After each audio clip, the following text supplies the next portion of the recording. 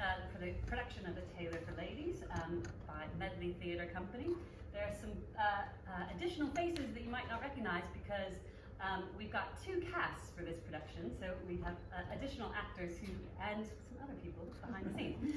So let me introduce you. I'm going to try to get this all right. Okay, so first off, the two next to me, Penny, who founded Medley Theatre Company and translated this play from the Greek. And Lee, who co-adapted then with Penny and has directed the production. Okay, then, let me see. Julia, Sulen, Fabrizio, Amir, Massimo, Juan, William, producer, sorry, I say that, Val, Maria, no, shoot, Kit. Oh, but I thought it was class one today. Is it not? It's the wrong way around. Oh, it's the wrong way around. So I'm forgiven then. Thank you, Kit and Dean. Thank you. Okay, so we not got Maria then? No, she can't be here today. Okay, right. Okay, so big round of applause for all of them, and for me.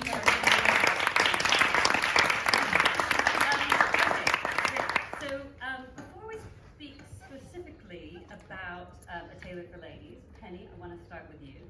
Why did you found Medley Theatre Company last year? So basically, I have moved to London a few years ago, like 8.5 now, and I have seen that there aren't many opportunities for underrepresented actors, especially actors from different countries, and actors from the LGBTQIA+ community. I think I said all the letters. And I realized that in order to get opportunities to be seen and to give opportunities to other people that are in a similar situation with me, we had to produce work ourselves. So I decided, I have met with some of these wonderful people in other projects that didn't go ahead.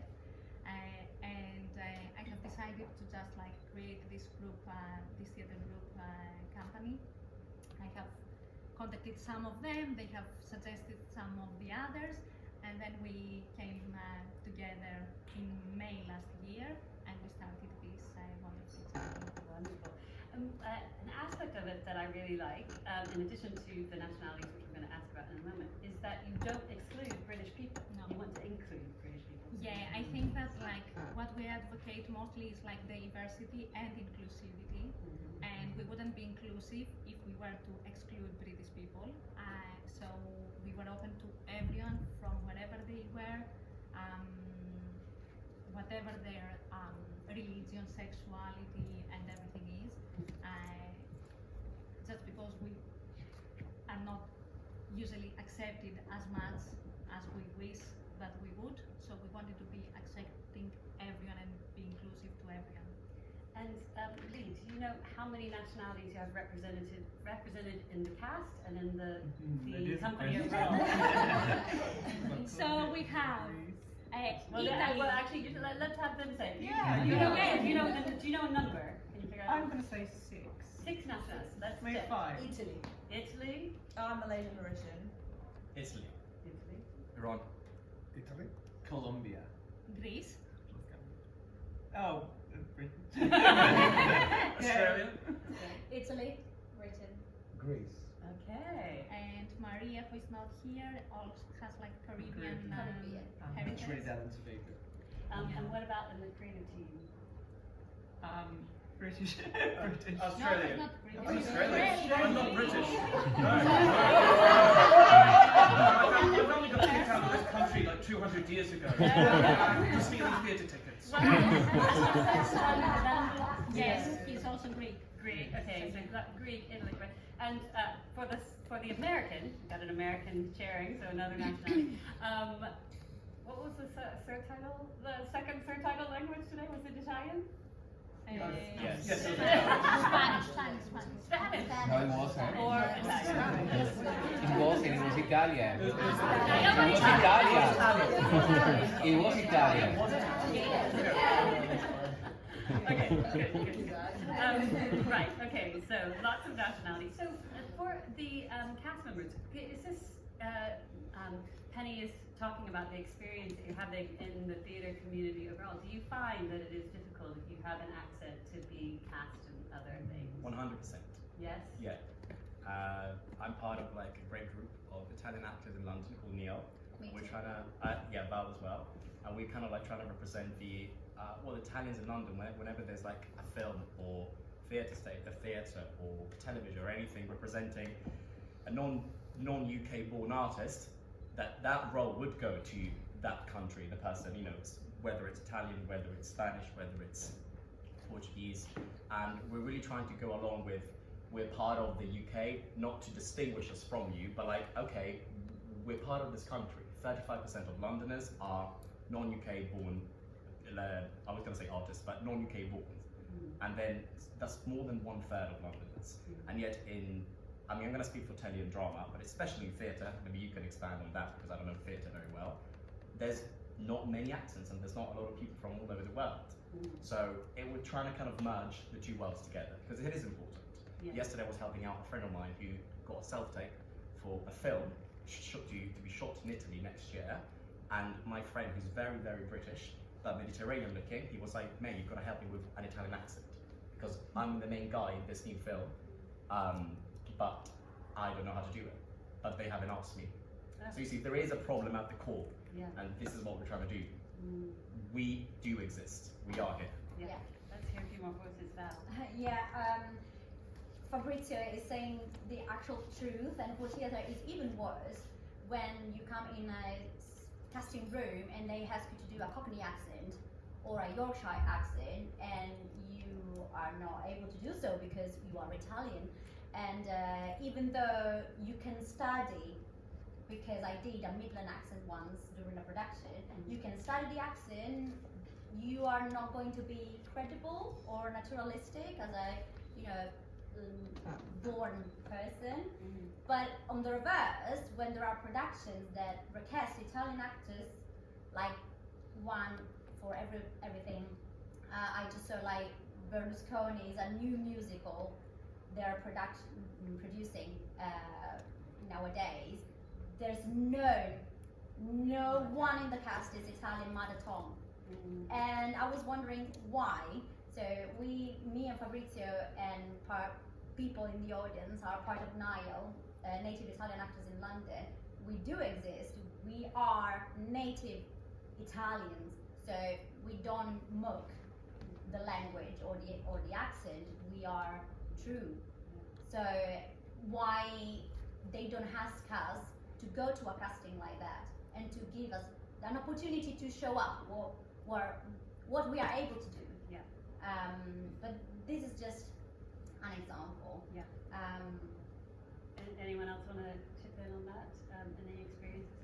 I mean, it also occurs to me that in a lot of productions that I see that are with different people, different British people, they often allow the actors to keep their regional accents. They kind of make a point of it that the accents don't all have to sound the same. So it seems to me that why should it only be British accents that are included in that? Why can't? Well, if the Berlusconi musical was, in fact, I don't know, the main guy was Welsh or was Scottish or Australian, no way in hell that they were going to cast Brits. They were going to cast full Australians, full Welsh people, Scottish, Irish, and but for Italians or for Europeans, well, in fact, for that matter, Greek, everyone, it's allowed. Yeah. And it shouldn't be. And I hate to throw the political into it, but I will. Do you think it's got worse since Brexit, since the referendum? I don't think it's Yeah, I don't gotten think so worse. either. I think it was the It same was always before. the same. Like, It was always this. It was Yeah. always this. Okay. Okay, very good. And so let's then hear from some of the British people. How then do you feel knowing that your peers are having this experience to be included and welcomed into this? Straight to me. Well, no, do you know what? It's been amazing being in rehearsals and sort of being backstage and dressing and just hearing so many different conversations going on in so many different languages and sort of getting to meet people from, getting to work with people from different backgrounds. That's quite a different experience for you, Kit? than Yeah, I the shows think you've so. worked Yeah, on. I mean, probably is right that most, I'm trying to think, most shows have been largely British or English speaking actors. So yeah, it's been a great experience. Yeah. Dean, did you want to say something?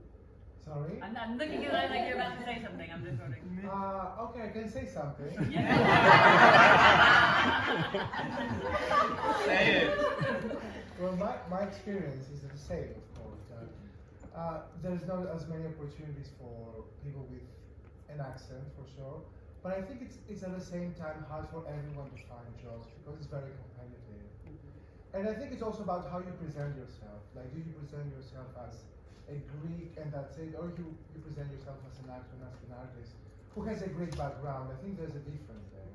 And that's what I try to do, for example. Like, I don't really try to focus, like, to have that mindset in the audition that, okay, I'm a Greek person, how I'm gonna deal with that? I'm always like, this is who I am. Do you wanna buy it or no? Sorry. The point is to be called for an audition. So Yes. I think what we're talking about is like not be given the opportunity because of your accent to get to the audition. When we get to the audition, I don't think that any of us like thinks that we are not enough or like that our accent will stop us. But like there are plenty of times that we're not called in for an audition because of our accents, and that is something that needs to change, I think. Yeah. And I might add to yes, that as please well. do, Lee. It sounds like a kind of subtextual thing of like that's kind of general feeling, but it's really horrific because I've heard many stories from here, but also other casts from other productions. It's like they say specifically, I have been told you're not going to make it because of your accent, you're not going to make it in the West End, you're not good enough because of this, you're in. Yeah, it's very explicitly shoving people away. And I just want to clarify that we're not trying to, again, Yeah. push away. We're really trying to include Bridge the ourselves. gap. Yeah. Bridge the Uh-huh. gap between the two, well, the many cultures and the British culture. Yeah. Really trying to put Yeah. focus on. We're also there's so many great things about minorities in the UK, and rightly so. We just want to make people aware that we are also a minority, and kind of like be part of that bubble. If that makes sense. I don't trying to pull everyone together, not push anybody away. Yeah. I just want to clarify that. Thank you. Yeah. If I could add to that as well, Yes, please. there's a lot of experiences I've had where they either choose you because you come from that region where there's a political issue, or maybe they choose you because there's another story that they're expecting you to tell. By they, I mean those behind the camera. So I think that it's really important for us to be accepted, not just because we come from that region where there's already one big major story carrying on, which has maybe been going on for years or days or weeks, but also to let us play characters that come from our culture as well.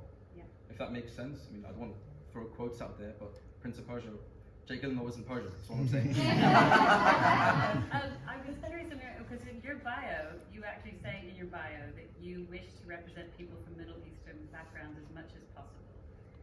So is that relating to what you're saying, that you think that it's not happening enough? Yeah, I think it's not happening enough, and I think when it does happen, it's happening for sometimes the wrong reasons, or sometimes the reason isn't just enough, or maybe the reason is just too easy of a reason to use.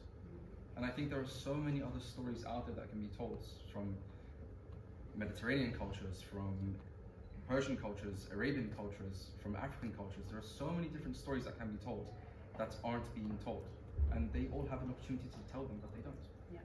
So I think that's what we all want to have at the same time, to bring that as an opportunity for other people. Okay. Massimo, Ron, do you want to add anything? Not by the moment. No. My next question. I always also maybe say, especially when I have a larger panel, if you guys think I'm missing something or you want to steer us in another direction, just, nudge me. So let's come back then to choosing stories to tell. Why and how did you choose this story for this production? So yeah, basically we are like a collaboration group. So we are very democratic. I come from Greece. We couldn't be otherwise. So basically at the beginning when we first met, we have created a lovely Excel spreadsheet. I love spreadsheets. Everyone will tell you that. And all actors say that, right? Love spreadsheets. And we have suggested, like each one of us has suggested some plays that we wanted to put together, and we have started reading reading them all together, and we have voted, and in the end we voted this specific play. The original idea was to try to go for a comedy, because of almost 2 years of lockdown, the war and everything happening around us being so depressing, we wanted to give a couple of hours of laugh to our audiences, for them to come and live lighter and happier than they came. We thought that we all need a bit of laugh in our life nowadays. So. Yeah, that's a nice reason. Yeah. I'm wondering who else submitted play titles? Anyone else want to say what their play choices were? Or is that food for future productions? I don't think we remember what we submitted anymore. It's been a very long time ago. Yeah, 10 months. 10 months ago, but like other options were like the importance of being earnest. Another Lee James Broadwood was another Feydeau as well. So we had a couple of Feydeaus in there. Yeah. And they're big casts, so they're different role opportunities. Except for like what we enjoyed more, like while we were reading, we also had to think about like how many characters there were, how many male and female, because we already had a team. Like most of this group was from the very beginning, so we needed to find something that would accommodate everyone, and that's why we went also with 2 casts, to make sure that everyone is given the chance they deserve, and not be left outside. So lots of people are talking about the 2 casts. We've got people playing different characters. Some people get to just stay in one character. Let me just see now. So we're also missing Eddie, I think. Yeah. Yes. And Maria. Eddie and Maria were missing. Okay, so Massimo, who do you play? Basile. So I replace him. Oh, Yeah, he's from cast 2. Okay, cast 2. Okay, so I'm gonna zone in on you two now, getting him talking. How is that kind of having 2 different takes on the same role? Have you worked together on that? Do you see each other's performances? Well, obviously you saw his performance. Also, I still go tonight. Yeah, it's different because you see we didn't check each other, so we didn't know. Was different, yes. It fits, of course, the story, but totally different. So our imagination is different, so we produce different results. And you haven't talked about it at all? No. Never. And you have you been in rehearsals together at all? Maybe one time, half a time. Have you met each other before?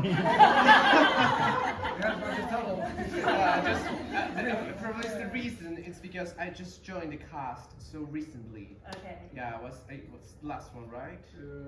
Yeah, like 1 month ago. For being part of all the cast in Bassinet. Okay. And when I came in, I just tried to see everybody's performance from cast 1 and try to fix into that reality as well. As Massimo said, unfortunately we didn't get the chance to chat or knowing better, know each other. Yeah, but however I read the script. I did an audition. I got the part, and I just worked with my imagination. It was quite not difficult, but in every single rehearsal I tried to do something different, and then I was just put it on the track. And I can wait to see your Bassinet. I'm going to be here next week for see. Do you have to share the same costume, or do you have to? I guess so. You're gonna dry clean it first. Me too. Wide, kind of. It will fit. It will fit. Sure. Okay, and then there are others of you who are in both casts but doing different roles. So, Sudan, I think that applies to you, yeah? Yeah, so next week I'm playing Yvonne. Okay. With Eddie, Eddie's not here today. This is actually the first time that I've seen Julia doing the whole show. I saw you the other day, I was in the audience. Other than that, I've seen her like snippets, and it was really interesting. Oh, Julia's doing it really different to me. Do you play the same roles that Sulan played tonight? Pompino and next week. Okay. Any other doublings? I am also playing the maid and manager from next week. We're sharing the role. Oh my goodness. forget which role you're playing. You're like on stage and you're like, what am I doing? What am I going to do today? Maybe run backstage. Yeah. Yeah. Like cue lines and the costumes help. That like grounds you, doesn't it? Yes, yeah. How do what? We have our the person who helped us with the costume.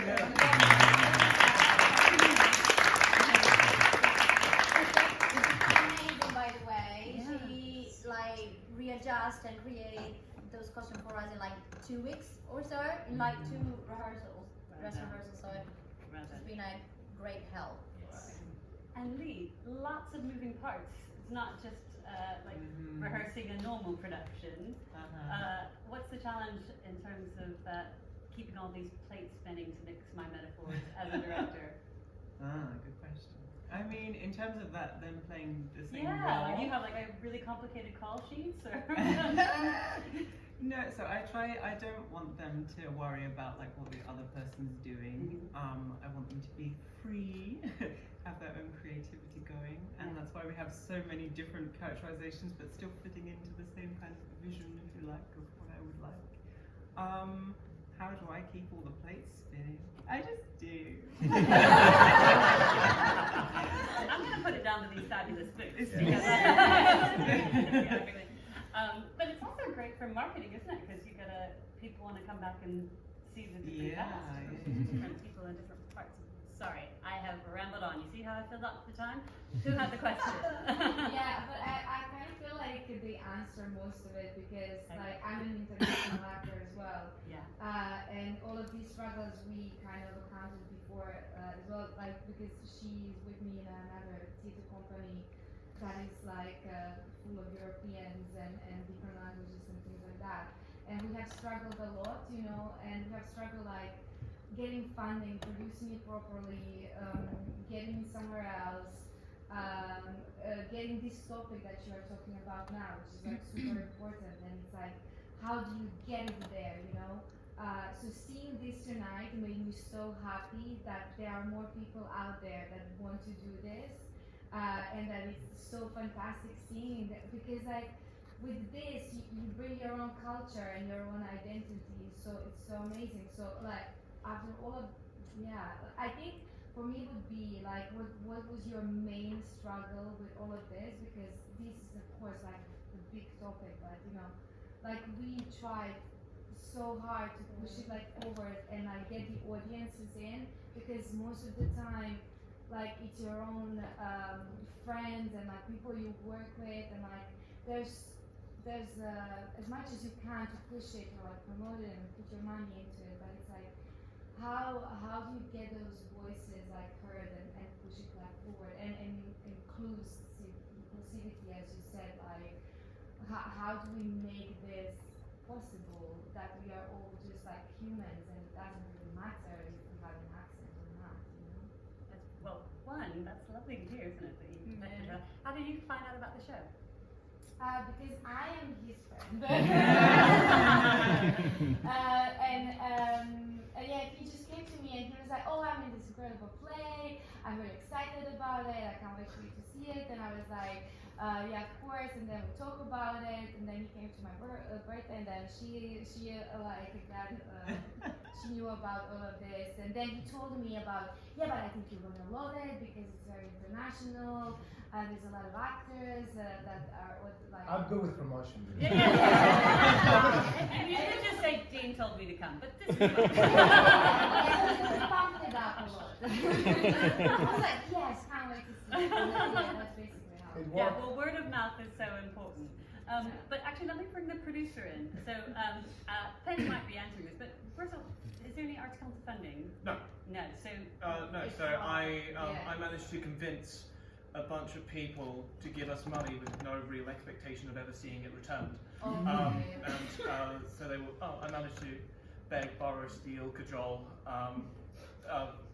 people from all over to just get to raise about a lot of money and do everything as we can with beg, borrowing, stealing props, like getting whatever we can from friends of friends or family members or someone that you once did a show with 4 years ago, and you called them up and you're like, "Hi, you don't remember me, but I was so and such and such. Can I come to your warehouse and just take whatever I want?" Yeah, sure, why not? And so that's so most of a lot of the stuff we got, we managed to convince people to give either as donations or as partials to return at an extremely cheap or for free actually. And doing all that is hard work, but it does pay off in the end, where you suddenly find yourself, you have another £1,000, you have another £1,500 that you can spend if you need to on getting extra backstage crew, getting extra consumables, getting extra lights, getting more design time, getting all these things. But it is incredibly hard if you can't get Arts Council funding. Just seeing how much you can try and squeeze from as little as possible. But it is incredibly useful having such a big and diverse cast. Is that the social media presence and our marketing campaign has basically been run by the company, and everyone coming from a different part of London and having connections to different groups within London in a diverse multicultural class. We have access to things that a lot of big professional theatre companies, like the big West End thing, they would pay a lot of money to get their hands on this things that we can do for free, of just putting out a tweet that would reach all the Italian artists in London, or hit the Greek community, or Colombian people, or Spanish, or from the Middle East and Iran, and be able to get those sort of things, and just even if half the cast of tweeting each day, that's still 6 tweets and getting retweets again, and just cycling through it. But you have to stay on top of it. You have to constantly be trying to think of new ways, new tweets, Facebook posts, Instagram, whatever you can, really to promote it, and also go in with a kind of expectation that you're probably not going to see a lot of return on that initial investment. But you got the work seen. Yes. And by the way, I just want to say I love having the producer on stage. Very often, most of the time we don't have a producer, but there would be no theatre if there were no producers. So thank you. Right. Any other questions? Okay, great. Second row. It's actually linked to what William was saying. Yes. So did you actually try to apply for the? Yes. Arts Council funding. Arts Council funding. Haven't heard anything back yet, but we'll see. But it's just one of those things. Especially, I don't know what's happening with the Arts Council funding, and Arts Council going through their seismic shift as it is. I don't think anyone is going to see anything for some time. It's going to be quite hard for everyone. If they're hitting big companies at the moment and removing swathes of funding, like the Hampstead Theatre, which produces focuses on creating new works and new artists. If that's suddenly lost 100% of its funding overnight, what are the small companies like us going to face? So that is quite difficult. Yeah. Yes, in the back. Yeah, hi. I have a quick question. I want to ask the male actors and the female actors one thing that they loved about their character, and then one thing that they maybe struggled with their character, and how they overcame that. Why have you gendered that question, if I may ask? Is it because do you think that there's like an inherent misogyny in the play, or is there another? No. No. No. I just read into that entirely. Not at all. No, I was just wondering, so so they can give us because I saw a lot of. I'm sorry, I can't remember everyone's names, but a lot of, for example, the maid. She didn't speak much, so she had to find other ways to show her character. So that's why it's my question. Okay, right. So it's not gender specific, but it's just per act. No. Okay. Right. Julie, should we start from the end, if that's okay? Yeah, sure. So I was saying then before that I had a hard time liking my character, because at first when I would go through the script, and I was just so mad, and I was like, Yvonne, just wake up. And I'm like, I really don't like you. Why don't you do anything? Why you just listen to your husband or to your mom? You do anything. So I had a hard time, but then I started like thinking, well, I need to like it. So, like, with time, I've seen a lot of like personality traits actually that she shares with me, and the insecurities and the way that she wants to be big, but actually she's very, very insecure. And I started building a bridge that could connect me to her. And in the end, I enjoy her because I think she has many facades. And I hope they came through the play. So yeah, that was my controversial relationship with her. Yeah, thank you. Thank you, Susan. I think with the maid and the Madame Pompinetta now, I just love the fact that I could just do loads of different characters in one play, just one after the other. Because I think I can probably be a bit high energy in my actual life, so just to be able the chance to just do loads of different things is really fun. And also when Lee sort of just said, well, here's like, you know what the basics of it are, just go and have fun. So I was like, I'm gonna have fun. I think I've got quite an expressive face as well, so I think that wasn't it wasn't a problem for me to go out on stage. I can't really say there's anything that I didn't like about the role. I actually loved playing it. So yeah, I'm sad that tonight was my last night playing both his roles. But in regards to like Yvonne, I kind of feel the same way as Julia about it. Just because Yvonne's not like me as a character at all, really. Well, I didn't think so until I started playing her, and I was like, actually, I can be a little bit like this. So yeah, making that bridge between the two and connecting them. Yeah. Great. Fabrizio. I'll be very, very fast because I know there's like 8 of us. Yeah. Okay, yeah, keep it brief. What I didn't like is the fact that they offered Moulineaux to me, and I didn't want to do Moulineaux because I don't do theatre, so I was shitting myself bad when they offered it. I wanted to do Bassinet. You don't have many actors who say, no, I don't want the lead role. No. This is like You can't because insist a lot this for him is to my date very you. first time doing theatre. I was like, fuck that shit, I don't want to do that. But then they were like, Wait a you minute, do it. let me stop you. What? This is your first time? Yeah, properly. So I was like, your stage debut. Well done. I did it 4 years ago, but it was a minor role. Okay. But it was very, And it have you was got like a 45-minute the theatre play. bug now? Huh? Do you have the theatre bug now? Have you caught it? I like it.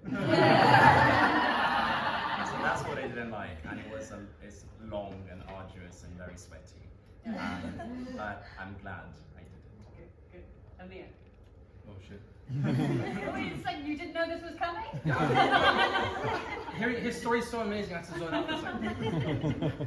I don't even know where to start. My character's a pain in the neck. There are some things about him which I connected to, but like everyone has their own method, so sometimes you'll make it like a biography for your character, which is like kind of what I did. I gave like these guys know now after the group chat conversation yesterday, they knew who I modeled him after.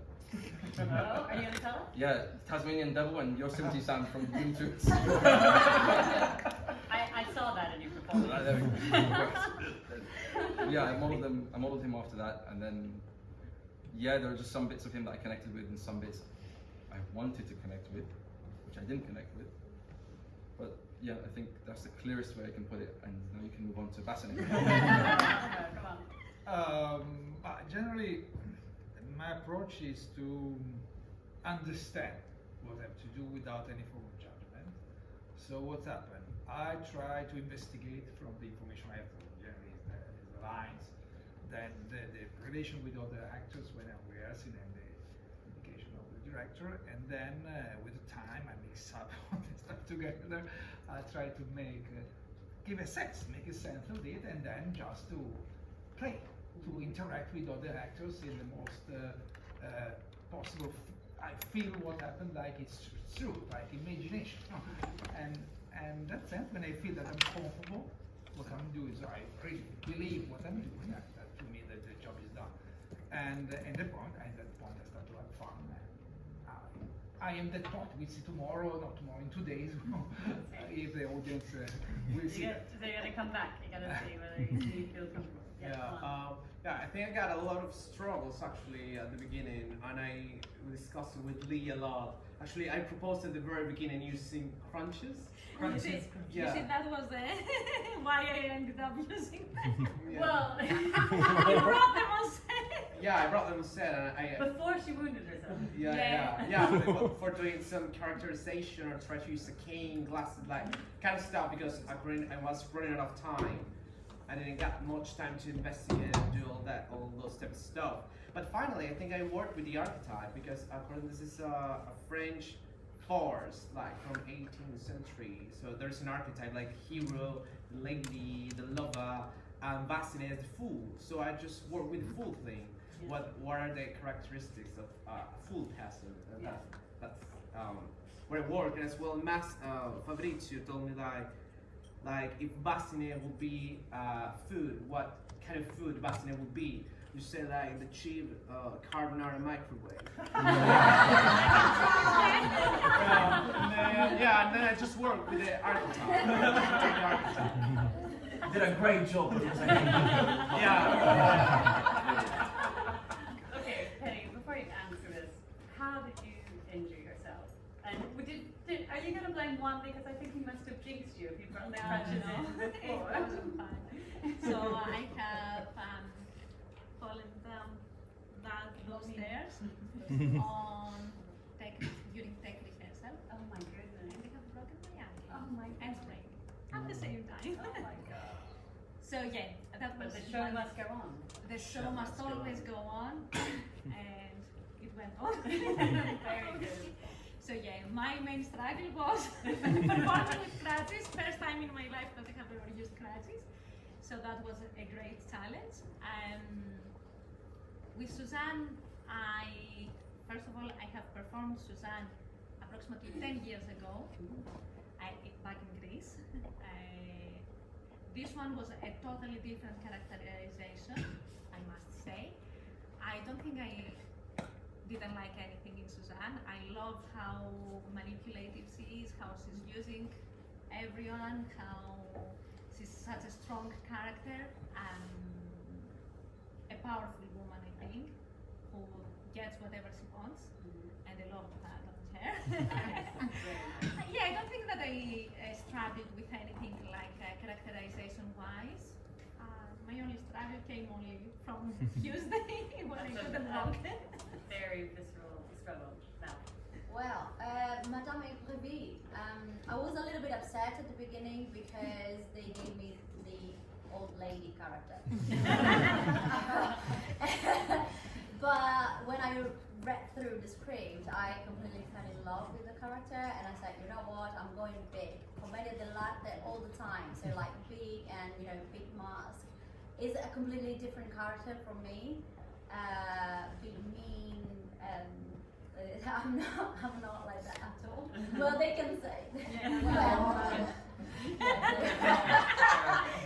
Your daughter is not. But yeah, it was really funny to embody this character. Great. Okay. I love Rosa. I think she's great. It's fun to she's got everyone, she's manipulating all the guys, so she's everyone. And it's fun to kind of play around with accents and that kind of thing. So yeah, I really enjoyed it. I mean, your character in particular is so funny. He just was on a park bench and. You just left me with the general.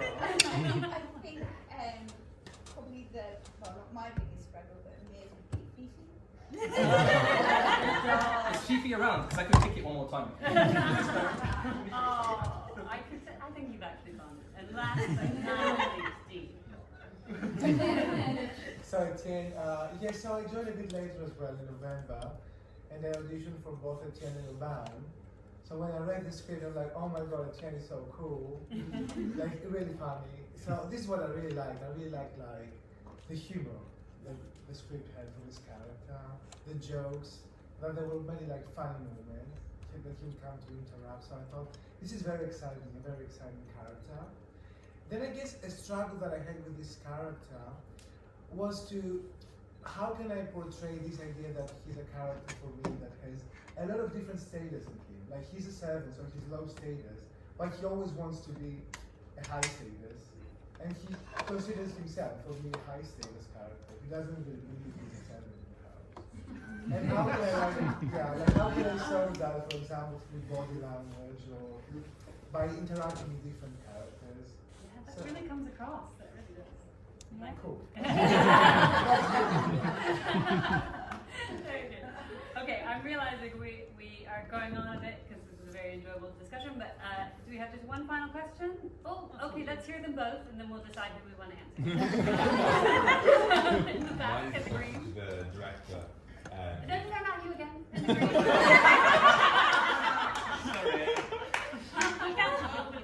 Mine is kind of twofold the question. Oh gosh.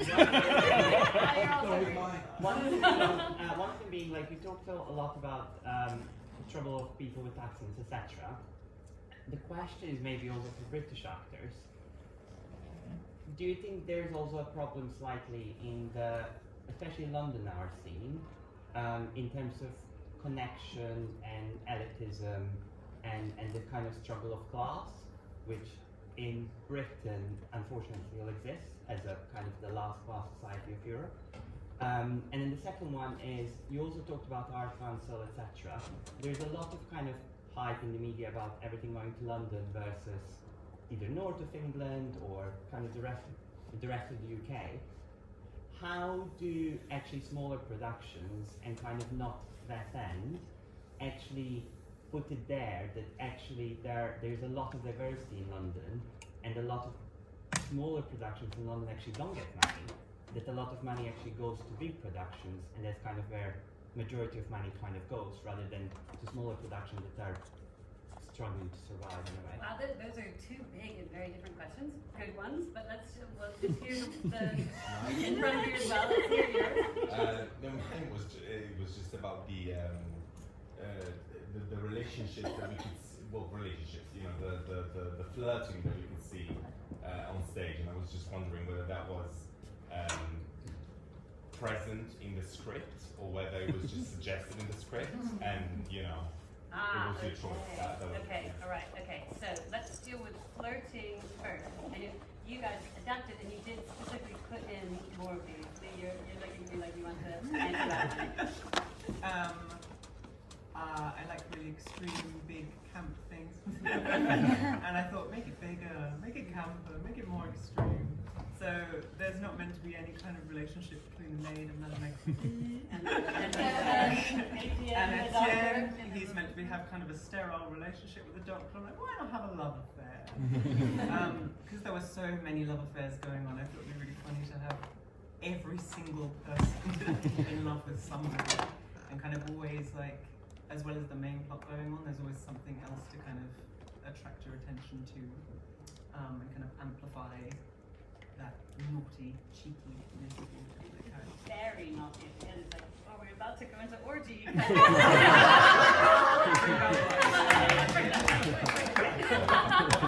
We like to tease.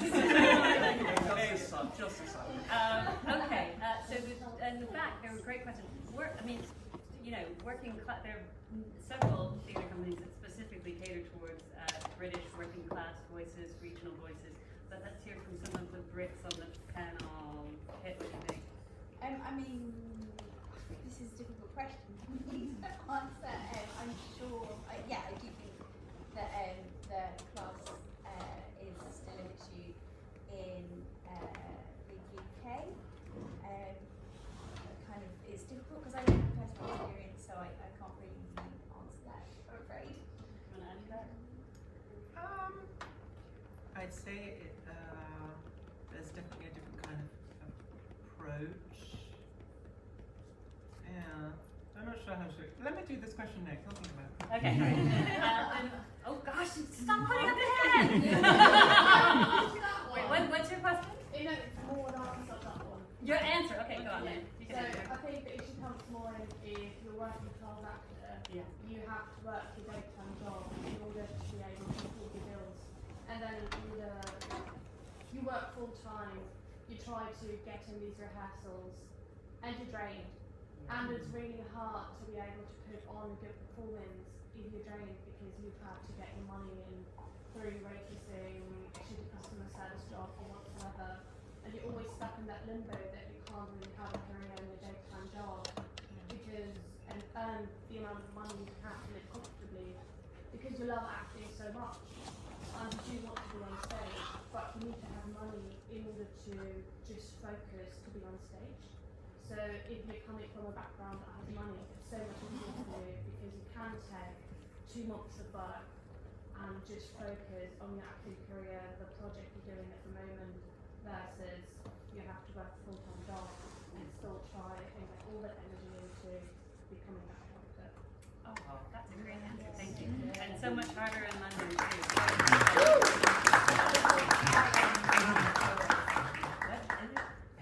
Actors who all have children as well. Even Yes, me and Penny have children, and you know they can tell how exhausted I came into rehearsals, and obviously like paying childcare. Loads of people know here is expensive. So yes. Okay, so William, I'm going to let you answer this one briefly, yeah. So why do people think it's big bad London versus the rest of the UK, whilst actually lots of companies in London struggle to? Well, there's so much to unpack on that, and like I have written a master's on kind of the basis of the history of the West End on that, and it feels very heavily. Yes, literally at King's College. I did on the history of the foundation of the West End through the rise of the Great Reformation Act of 1832 and the foundation of the middle class. But the way in which it works is that even now the arts are still incredibly elitist on who can participate in performing, but also who can watch. If you look at West End shows, Cock last year was briefly at over £350 a single ticket, and like at the Ambassadors, which is not a big theatre, it's a lot, but just suddenly those prices escalating, price out a lot of other people, and so you get to the point where there are several friends of mine who work on big shows. They're like, I don't earn enough to be able to go and see the shows that I am helping to create. So I'm not creating works for me, and we were getting back to the point of Great Reformation Act, where shows were not being done for the masses and for a mass entertainment or mass education. It was being done by private benefactors in private saloons for a small clientele. That's what the term drawing room comedy comes from. It was set in the drawing rooms or the saloons of these upper class wealthy people, and even there were political acts passed that prevented theatres being built in London in order to create that sort of level of elitism.